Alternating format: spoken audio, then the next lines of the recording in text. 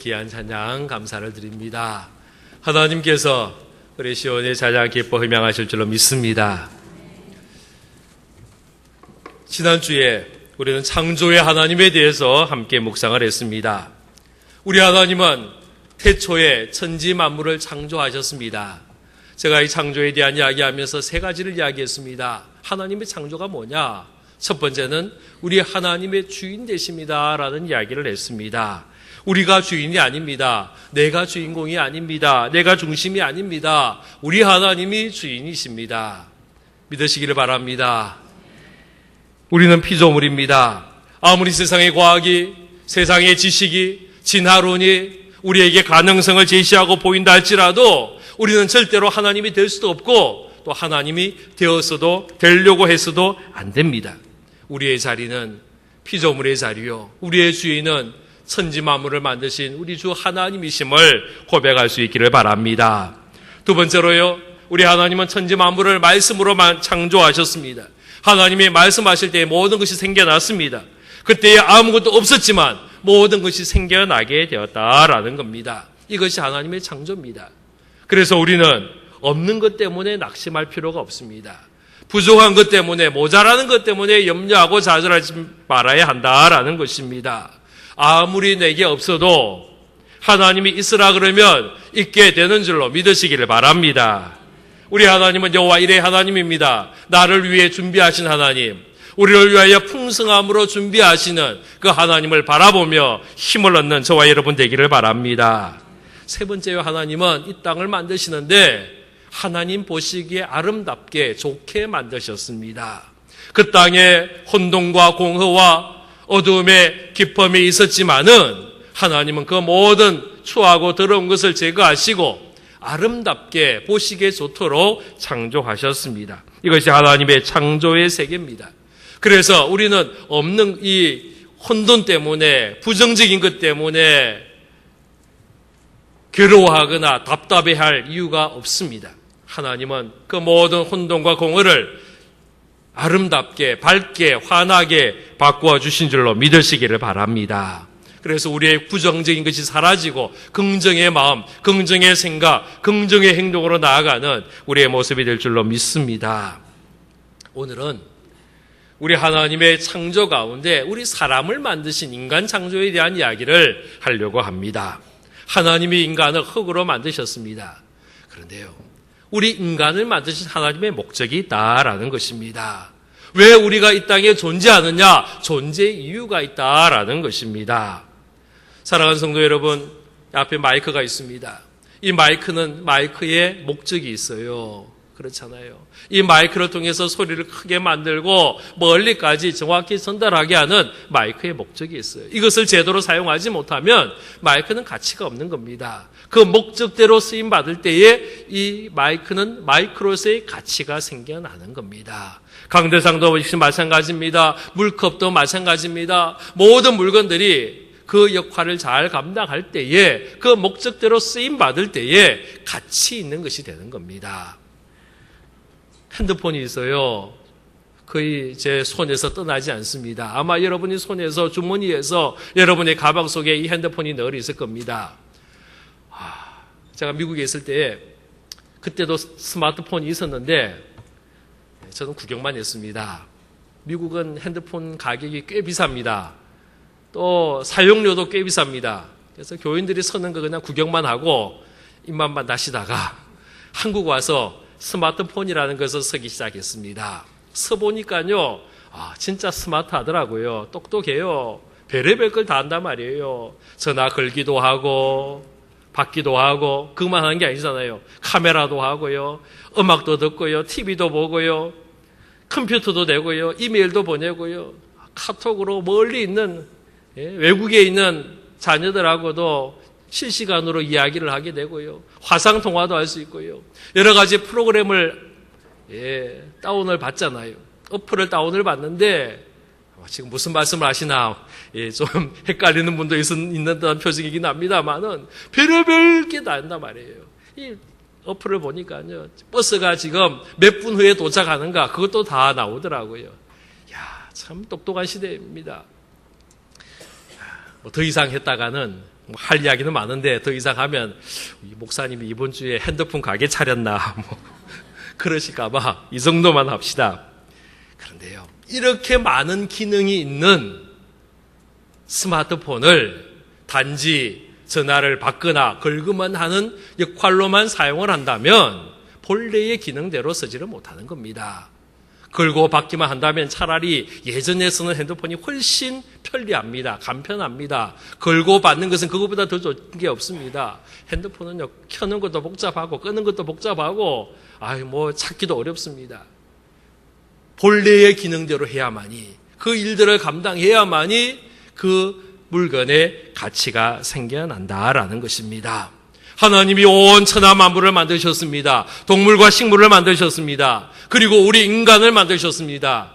특별히 우리 인간을 만드시면서 하나님의 목적이 있었습니다. 하나님의 뜻이 있었습니다. 우리가 이것을 발견해야 하는 것입니다.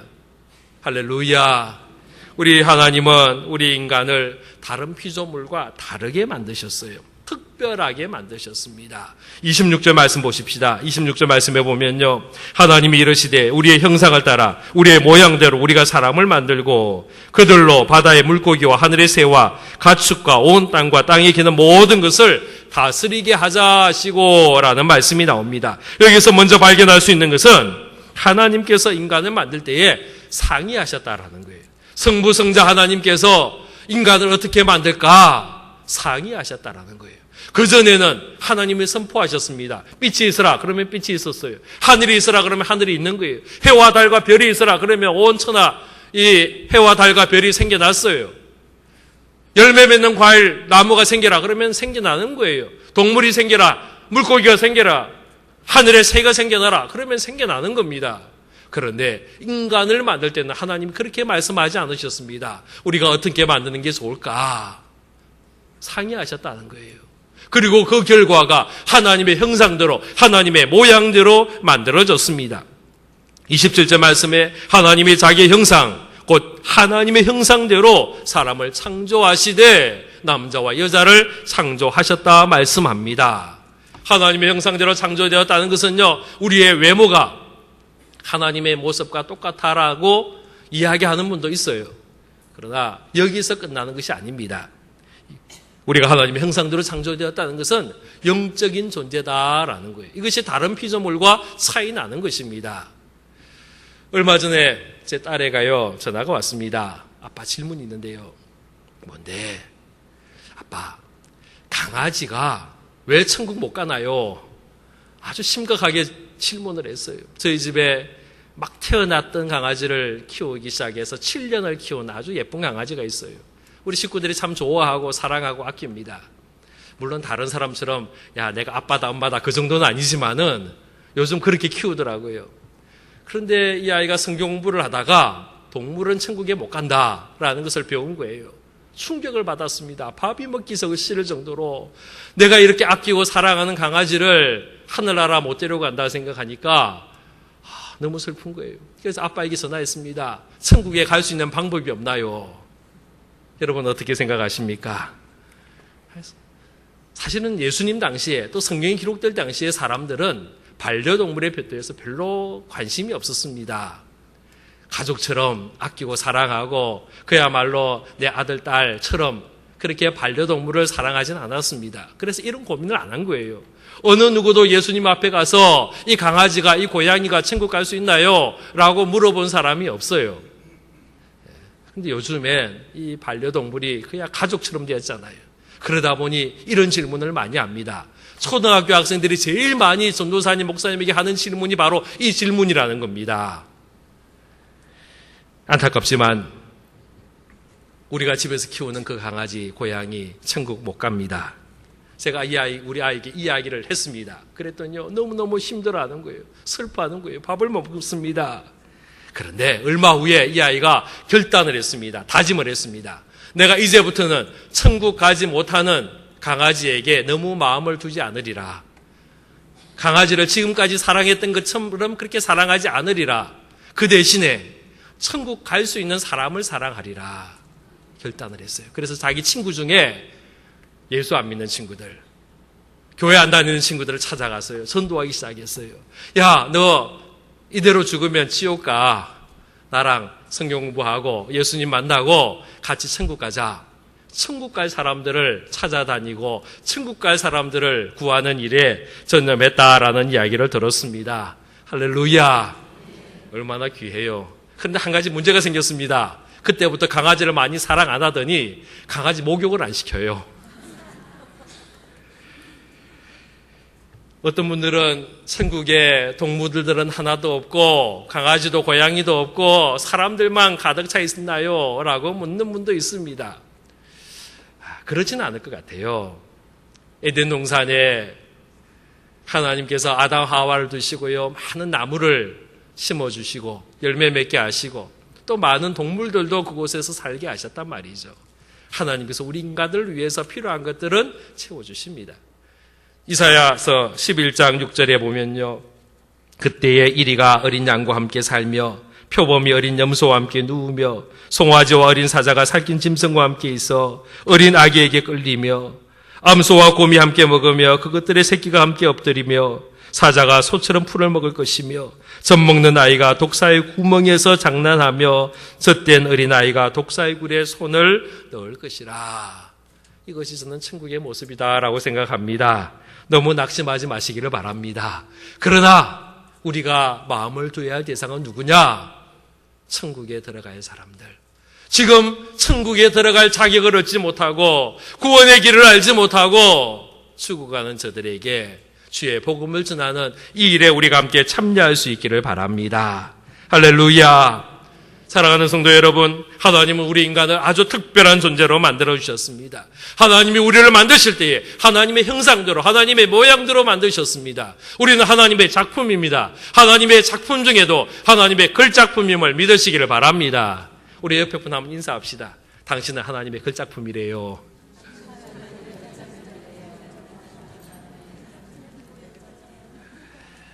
에베소서 2장 10절 말씀해 보면 우리는 그의 만드신 바라 그리스도 예수 안에서 선한 일을 위하여 지으심을 받았다라고 말씀하고 있습니다.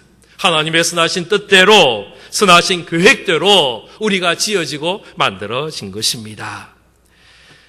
사실 많은 사람들이 인생의 목적에 대해서 심각하게 생각하지 못하고 살아갑니다. 아니요, 생각할 겨를도 없이 정신없이 바쁘게 살아갑니다. 어른들은 어른대로 바쁩니다. 어린아이들은 어린아이대로 바쁩니다. 그래서 내 인생의 목적이 뭔가? 내가 지금 어디로 가고 있는가? 내가 무엇을 위해 살아야 되는가? 별로 신중하게 생각하지 않습니다. 그러다 보니 물어보면요, 답이 너무 가볍습니다. 어떤 분은요, 자녀들이 내 인생의 목적이다라고 이야기합니다. 자녀들, 아들, 딸을 위해서 산다라고 이야기하는 분들이 참 많습니다. 아들들이 잘 되고 딸들이 잘 되는 일이라면 내가 무엇든지 할 수 있고 이것이 내 인생의 보람이고 내 인생의 희망이다라고 이야기합니다. 또 어떤 분은요, 물질이 돈이라고 이야기하는 분도 있습니다. 어떤 사람은요, 내 집 마련이라고도 이야기를 합니다. 요즘은 신혼집 가보면 그래도 참 잘 번듯하게 차려서 시작을 합니다. 그런데 얼마 전까지만 해도 그렇지 못했습니다. 지하 단칸방에 월세방에서 시작하는 가정들도 있었습니다. 열심히 수고하고 돈 모아서 어떻게 하느냐? 빨리 내가 월세방에서 전세방으로 바뀌어져야지. 지하에서 위로 올라가야지. 단칸방에서 방 2개로 3개로 바뀌어져야지. 처음에는 화장실이요, 밖에 있어가지고요, 주인집 눈치 보면서 화장실 가다가 이제 화장실이 집 안에 들어오고, 그런데 하나로 불편하잖아요. 화장실 2개 있는 집으로. 애들이 커가면요, 2개도 불편해요. 이제는 화장실 3개 있는 집으로. 화장실 숫자가 점점 늘어나다가 세상 떠나가는 분도 있단 말이에요. 여러분의 인생의 목적이 뭡니까? 무엇을 위해 살고 있습니까? 우리의 인생의 목적을 이곳에 두면 안 됩니다. 변화되는 거, 바뀌는 거, 없어지는 거, 흔들리는 것에 우리의 인생의 목적을 두면 안 됩니다. 이것은 본질적인 것이 아닙니다. 우리의 인생을 변하지 않는 것, 바뀌지 않는 것, 흔들리지 않는 본질적인 것에 두어야 합니다. 여러분, 사소한 것에 여러분의 생명을 목숨 걸지 마시기를 바랍니다. 중요한 일에 목숨을 걸어야 하는 것입니다. 여러분, 이 땅을 살아가며 중요한 일이 뭡니까? 우리가 꼭 해야 할 일이 뭡니까? 오늘 그것을 찾는 시간 되기를 바랍니다. 할렐루야.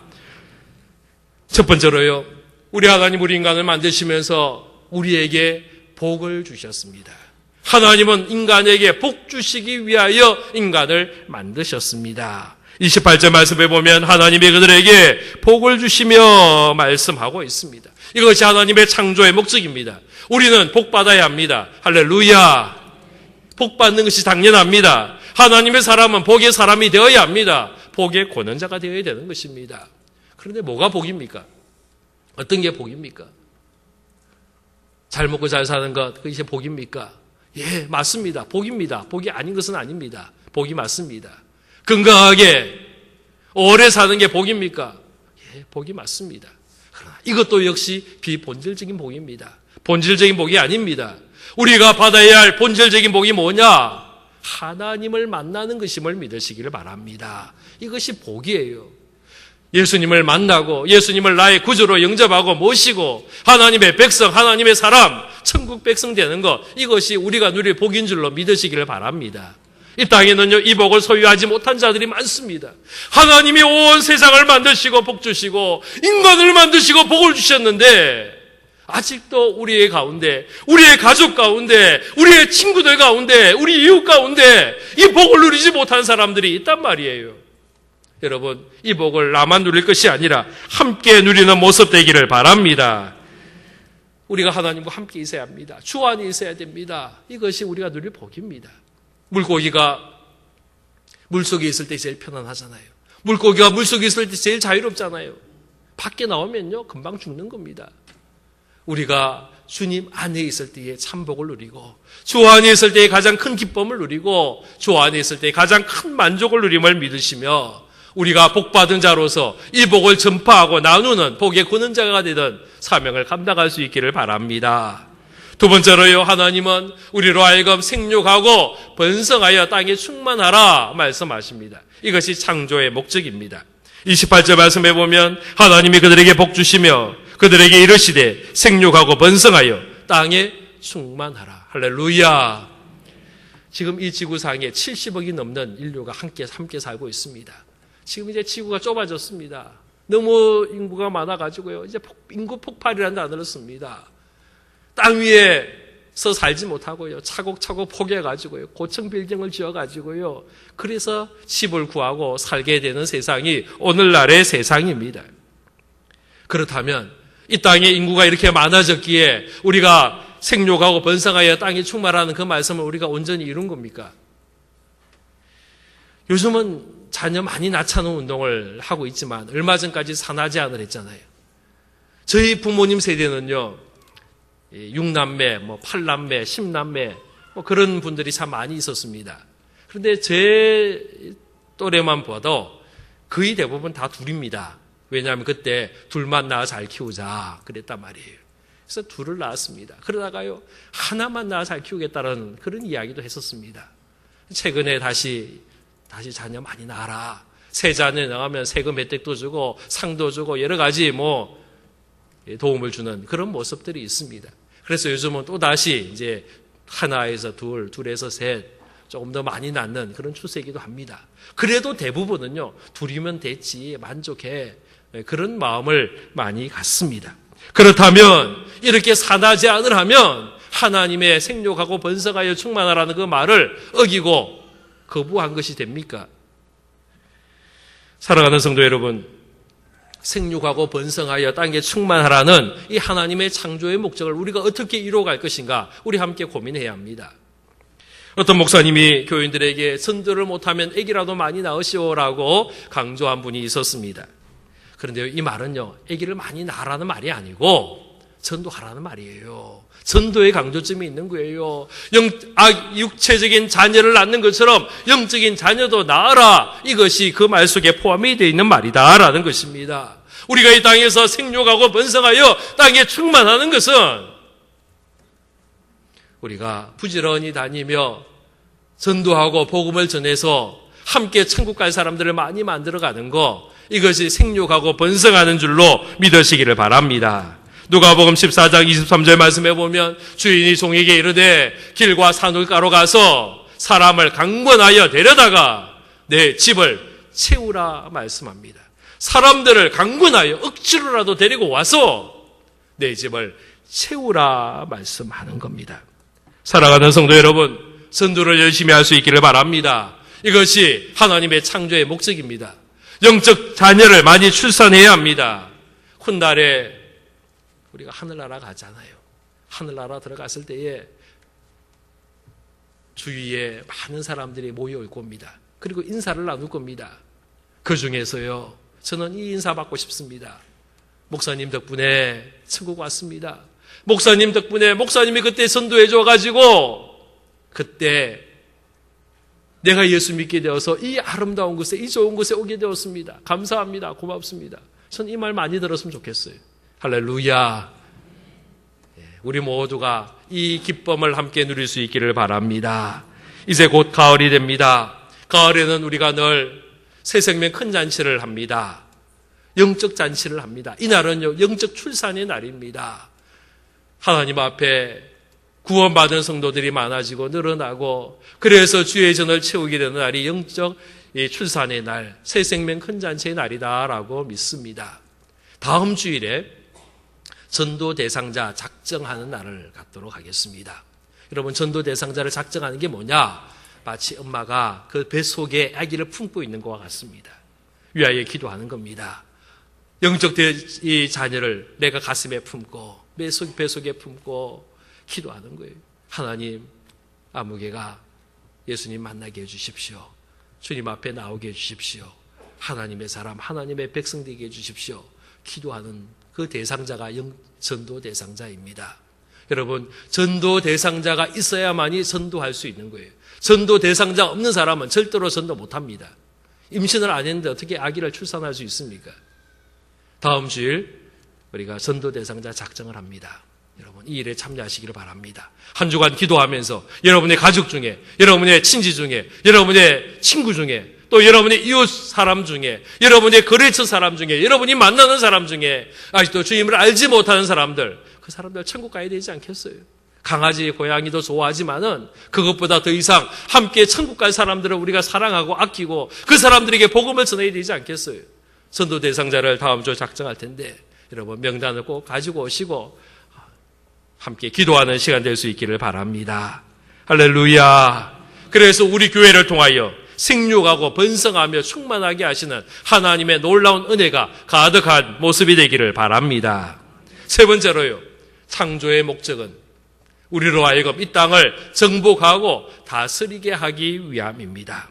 28절 뒷부분 보면요, 땅을 정복하라. 바다의 물고기와 하늘의 새와 땅에 움직이는 모든 생물을 다스리라 말씀하고 있습니다. 사실 이 말도요, 오해가 참 많이 있었습니다. 땅을 정복하고 다스리라 그랬더니요, 파괴하는 것이 정복하는 거로 생각했습니다. 그래서 사람들이 들어가는 곳곳마다 땅이 파괴가 되었습니다. 오염이 생겨났습니다. 공해가 생겨났습니다. 생태계가 파괴되고요. 그래서 지금 이 땅이 신음하고 있습니다. 다스림은 파괴가 아닙니다. 보존입니다. 관리입니다. 하나님이 아름답게 만드신 이 세상을 더 아름답게 꾸미고 가꾸는 것이 다스리는 자의 모습인 줄로 믿으시기를 바랍니다. 자연이 파괴되면 큰일 나는 거예요. 자연이 오염되면요, 그 자연만 신음하는 게 아니에요. 사람이 같이 신음하는 겁니다. 땅이 오염하면요, 그 땅에서 자라는 식물들이, 곡식들이 다 오염되면 우리 인간이 다 그걸 먹고 같이 신음하는 거예요. 바다가 오염되면요, 바다에서 나오는 물고기가 같이 오염되고요, 사람이 고통당하는 겁니다. 하늘이 오염되고 공기가 오염되면요, 새들이 오염되고요, 새들이 신음하면서 우리 인간들이 함께 신음하게 되는 겁니다. 우리 혼자만 사는 세상이 아닙니다. 함께 더불어 사는 세상입니다. 우리는 이제 더 이상 자연을 파괴하고 깨트리는 자의 모습이 아니라 보존하고 다스리는 모습 될 수 있기를 바랍니다. 사랑하는 성도 여러분, 이 다스린다는 말 속에는 세상을 향하여 다스리고 정복하라라는 말씀도 사실은 포함이 되어 있습니다.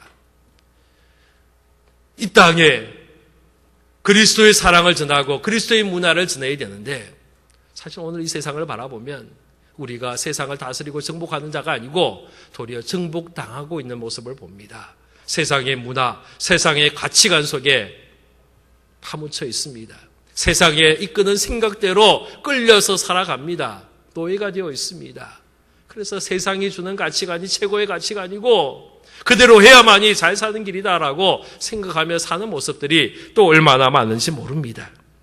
여러분, 이 세상은요, 우리가 다스림을 받는 것이 아니에요. 하나님은 세상을 우리로 하여금 다스리라라고 이야기합니다.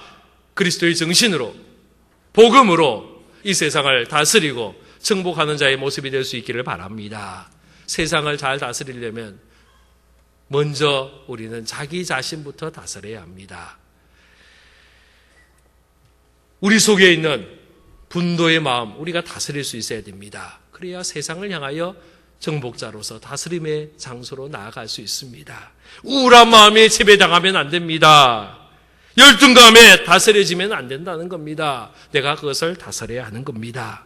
전도하라 그러니까요, 주저하는 마음이 생깁니다. 전도하라 그러니까 염려한 마음이 더 많습니다. 전도하라 그러니까 뒤로 물러서는 모습들이 있습니다. 여러분, 그것도 다스리기를 바랍니다. 전도자의 모습으로 우리를 다스리는 자로, 정복하는 자로 나아갈 수 있기를 바랍니다. 할렐루야. 세상은 칼과 총으로 다스리는 것이 아닙니다. 칼과 총으로 정복하는 것이 아닙니다. 예수 그리스도의 사랑으로, 예수의 복음으로 세상을 정복하고 다스려야 됨을 믿으시기를 바랍니다. 사랑하는 성도 여러분, 하나님은 바로 이 일을 위해서 우리를 택하셨습니다. 우리를 만드셨습니다. 우리를 지으셨습니다. 우리에게 복렬해 주신 이유도 바로 여기 있습니다. 우리로 하여금 이 땅에 충만하고 생육하고 번성하라라고 말씀합니다. 세상을 정복하고 다스리라 선포하십니다. 이 땅에 그리스도의 계절이 오도록, 이 땅에 성령의 바람이 불어오도록 쓰임받는 창조의 목적대로 살아가는 주의 백성 되기를 주의 이름으로 축원합니다. 기도하겠습니다. 아버지 하나님, 우리를 창조하신 하나님 감사를 드립니다. 다른 피조물과 달리 하나님의 특별한 걸작품으로 저희들을 만들어 주셨습니다. 하나님께서 우리에 대한 기대와 하나님의 목적과 하나님의 의도가 있는 줄 압니다. 하나님의 뜻대로 살아가는 자 되게 하여 주옵소서. 하나님이 우리에게 복렬해 주시고 생육하고 번성하며 땅에 충만하며 땅을 정복하며 다스리라고 말씀하신 속에 우리가 주의 복음 들고 이 땅을 향하여 나아가는 자 될 수 있도록 도와주옵소서. 우리가 받은 복을 우리만 차지하는 것이 아니라 나누고 베푸는 자 되게 하시고 주여, 그래서 이 땅에 예수의 사람으로 가득 차도록 허락하여 주옵소서. 내 집을 강건하여 채우라고 말씀하시는 주의 음성을 기억하며 이 일에 우리가 참여하게 하여 주옵소서. 주님, 복음으로 세상을 다스리며 복음으로 세상을 정복하는 우리의 모습 되도록 허락하여 주옵소서. 예수 그리스도 이름으로 기도하옵나이다. 아멘.